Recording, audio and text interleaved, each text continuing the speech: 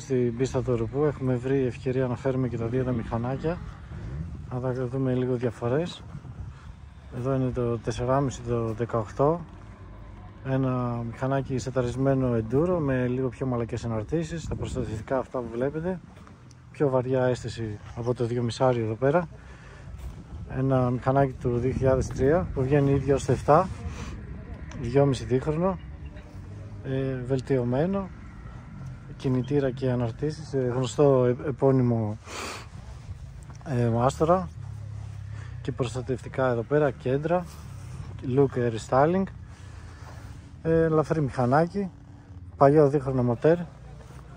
Πολύ ξεχωριστός θόρυβος.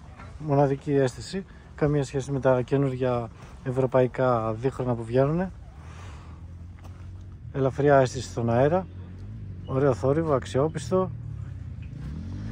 Ένα μηχανάκι που το έχω συνηθίσει, το έχω μάθει να το οδηγάω γιατί είχα στο παρελθόν ένα 2007 το τελευταίο και έχω κάνει πολλές ώρες, γύρω στις 150 είχα κάνει με εκείνο εκεί. Το ξαναθυμήθηκα τώρα.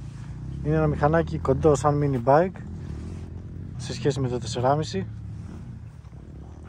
Είναι ένα μηχανάκι ελαφρύ σε σχέση με το 4,5 εδώ πέρα, που είναι πρέπει να το οδηγάς με μια ταχύτητα πάνω. Πρέπει να το βρεις ροή, να το εμπιστευτείς πιο πολύ στις κλίσεις, στις στροφές. Είναι βαρύ μηχανάκι, θέλει πιο πολύ φόρα στα άλματα για να καθαρίσεις τα άλματα, γιατί το δίχρονο το 2,5 είναι πιο ελαφρύ, αλλά έχει άλλα υπέρ εδώ πέρα. Έχει πιο πολύ σταθερότητα στην κορυφή της στροφής.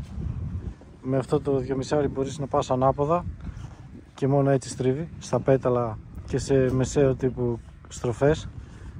Μπορείς να βγεις διπλωμένος ανάποδα, έτσι στρίβει, έτσι βολεύει αυτό το μηχανάκι και να ισιώσεις. Εδώ ένα μηχανάκι που οδηγάς σαν street, είναι με γραμμές πιο πολύ.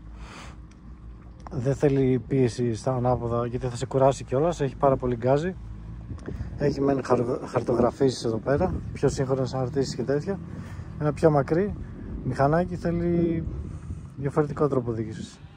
Αυτό είναι για χρόνους πιο πολύ, να κυνηγήσεις χρόνο στην πίστα και άμα το μάθεις με μια ταχύτητα πάνω να μην σε κουράσει, να βγάλεις έναν αγώνα με πιο καλό αποτέλεσμα.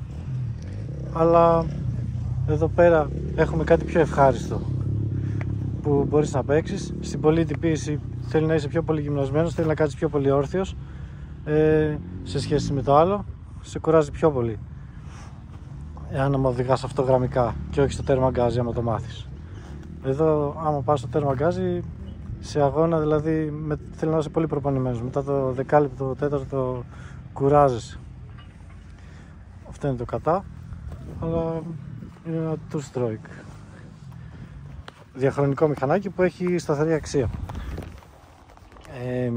Κρατάει τιμή, δηλαδή άμα κάποιος ψάχνει ένα τέτοιο μπορεί να το βρει στα και 5.000 μπορεί να το πληρώσει και παραπάνω, ανάλογα με τα έξτρα. Δηλαδή στο ίντερνετ είναι μερικά που το πουλάνε και 7, ας πούμε, λίγο υπερκοστολογημένο για μένα. Θα το βάλουμε και μία μπροστά.